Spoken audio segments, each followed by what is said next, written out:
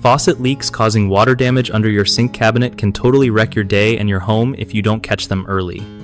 So, here's the deal.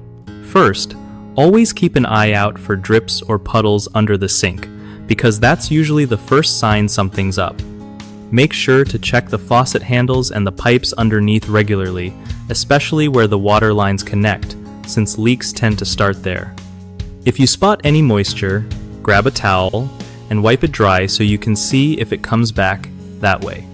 You know it's a real leak and not just leftover water.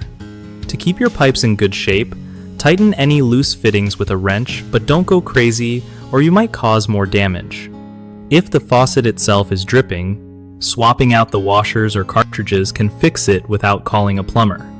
Also, think about adding a waterproof liner or a small drip tray under the cabinet to protect the wood from water damage, just in case.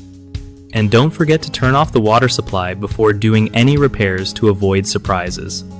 Last tip, if you're not feeling confident fixing leaks yourself, it's totally worth getting a pro to check it out before things get worse. One of the biggest mistakes people make with faucet leaks causing water damage under sink cabinets is ignoring small drips because they think it's no big deal. This just leads to mold and rot over time, so fix leaks as soon as possible. Another common problem is over-tightening pipe connections, which can crack pipes or fittings and actually cause new leaks. Just snug them up gently instead. Lastly, a lot of folks forget to check the water shutoff valves or don't know where they are, so when a leak happens, water keeps flowing and floods the cabinet. Knowing how to quickly turn off your water is a lifesaver.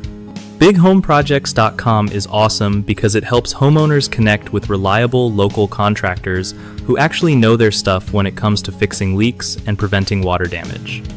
Plus, it's a great way for contractors to find steady work by getting matched with people who need their skills right in their neighborhood.